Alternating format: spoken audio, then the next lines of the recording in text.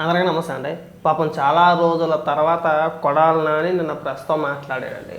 బిక్కు బిక్కుమంటూ భయపడుతూ మాట్లాడలేక గట్టిగా మాట్లాడితే ఎక్కడ ఏమంటారో అని చెప్పేసి భయపడుతూ ఏమని మాట్లాడుతున్నాడు అంటే, ఇప్పుడు జగన్మోహన్ రెడ్డికి భజన చేయడం స్టార్ట్ చేశాడండి. అది బాబు జగన్మోహన్ రెడ్డి మామూలు జగన్మోహన్ రెడ్డి కాదండి.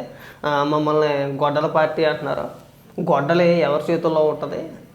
శివుడి చేతిలో ఉంటుంది, కనకదుర్గమ్మ చేతిలో ఉంటుంది, పరశురాముడి చేతిలో ఉంటుంది, మా అవినాష్ రెడ్డి చేతిలో ఉంటుంది.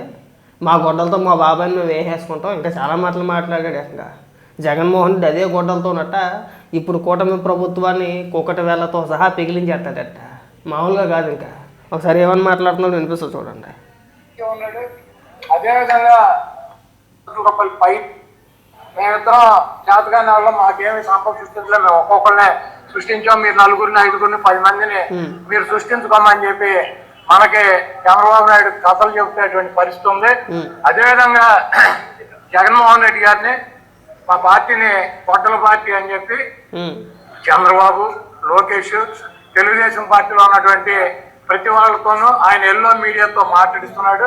అవును, జగన్మోహన్ రెడ్డి గారు ఆయన పార్టీ డెఫినెట్ గా తెలుగుదేశం పార్టీ గొడ్డల పార్టీ లాగా కనపడుతుంది. అది గొడ్డలు మామూలు గొడ్డలు కాదు, పరశురాముడి గొడ్డలే. గతంలో మనం చూసిన చరిత్ర, గొడ్డలు ఎవరి దగ్గర ఉండేది? శివుడి దగ్గర ఉండేది. శివుడి చేతులు ఇప్పుడు కూడా ఉంటది. ప్రతి మన శివుడికి ఇప్పుడు కొంపతీసి జగన్మోహన్ రెడ్డిని శివుడు అంటావేమో, చెప్పులతో కొట్టేస్తారు. ఆ ప్రయత్నాలు ఏం చేయమాక. నువ్వు హిందూ దేవుళ్ళతో జగన్మోహన్ రెడ్డిని పోల్చొద్దు. జగన్మోహన్ రెడ్డి శివుడు కాదు, లేదంటే ఇంకోటి కాదు. వద్దు, అనవసరంగా మా మతాల్లో లేదంటే మా దేవుళ్ళను కించపరచొద్దు. జగన్మోహన్ రెడ్డి లాంటి నీచుని మా దేవుళ్ళతో పోల్చొద్దు. నీకు మళ్ళీ మేము చెప్పం. మేము శివుడి చేతిలో గొడ్డలు ఉంది, జగన్మోహన్ రెడ్డి చేతిలో గొడ్డలు ఉంది. ఇప్పుడు జగన్మోహన్ రెడ్డి శివుడు అయిపోతాడు. ఆ చెప్పులతో కొట్టేస్తారా?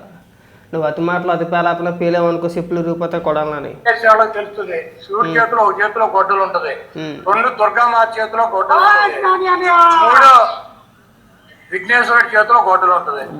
ఆ గొడ్డల్ని తపస్సు చేస్తే పరశురాముడికి ఇచ్చారు. ఆ పరశురాముడికి తపస్సు చేస్తే అవినాష్ రెడ్డికి ఇచ్చారు. అంతేనా?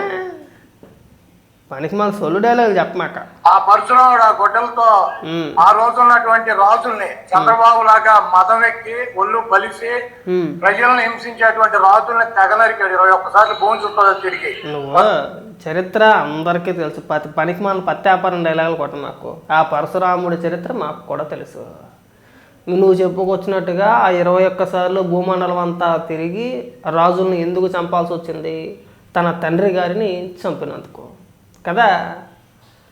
తన తండ్రి గారిని చంపినందుకు తన తల్లి బాధ చూడలేక, వాళ్ళ అమ్మగారు బాధపడుతుంటే చూడలేక, నా తల్లిని బాధ పెడతారా? మా అమ్మ 21 మార్లు గుండెలు బాదుకుంటూ నన్ను పిలిచింది. అందుకని చెప్పేసి 21 మార్లు ఈ భూమండలం అంతా తిరిగి ఈ భూమండలం పైన ఒక్క క్షత్రియుడంటూ అంటే ఉండకుండా చేయాలన్న ఉద్దేశంతో ఆయన చేసేది అదొక స్టోరీ, పెద్ద చరిత్ర అది. దాన్ని మేమేం తప్పు పట్టట్లేదు. కానీ జగన్మోహన్ రెడ్డి ఏం చేశాడు? మా తండ్రి గారిని చంపేశారు. మా తండ్రి గారి చావుకి గల కారణం ప్రముఖ సంస్థ, ఒక వ్యాపార సంస్థ, అగో పలానా వ్యక్తులు వాళ్ళ షాపింగ్ మాల్స్ పైన, వాళ్ళ స్టోర్ల పైన దాడులు కూడా చేశారు. చివరికి జగన్మోహన్ రెడ్డి అధికారంలోకి వచ్చినట్టు ఏం చేశాడు?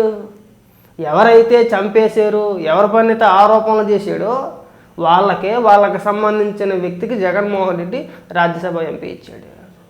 పరశురాముడికి జగన్మోహన్ రెడ్డికి చాలా వ్యత్యాసం ఉంది. మీరు అలాంటి పోలికలు వద్దు. అక్కడ పరశురాముడు తన తల్లి బాధ చూడలేక అంత పని చేశాడు. మా నాన్న తల్లిని చెల్లిని బయటికి గంటేసాడు. పైగా మీరు పరశురాముడితో పోలికలు, ఈ పిచ్చి పిచ్చి పోలికలు వద్దండి. కొడాలనిదా పరశురాముడు ఈ రోజు 29లో చంద్రబాబు నాయుడు తుప్పు గొడ్డలు మాకు అవసరంలా.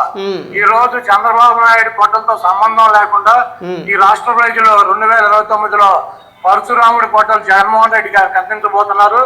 మీరు ఒకటి గుర్తు పెట్టుకోండి, ఆ గొడ్డలతో మీ పార్టీని, మీ అవినీతి సామ్రాజ్యాన్ని, మీ రాజకీయ జీవితాలని తెగనరికి భూమిలో పరశురాముడి లాగా పాతి పెడతాడు. డెఫినెట్ గా జగన్మోహన్ రెడ్డి గారికి వడ్డల పార్టీ లాగా జగన్మోహన్ రెడ్డి గారి త్రిశూలం లాగా మీకు కనపడతాడు. దాంట్లో తప్పులేదు, మీ కర్మ. మీరు చేసినటువంటి పాపాలకి, మీరు చేస్తున్నటువంటి అబద్ధాలకి, మీరు చేస్తున్నటువంటి చెప్పు కానీ ఆ పాపాలు చేసినందుకు మీకు 11 ఇచ్చి మూలలో కూర్చోబెట్టారు. అయినా సిగ్గులేదు. ఆయన నాకు తెలియకడతాను కొడాలని. కుప్పంలో చంద్రబాబు నాయుడు గారు గెలిస్తే రాజకీయ సన్యాసం తీసుకొని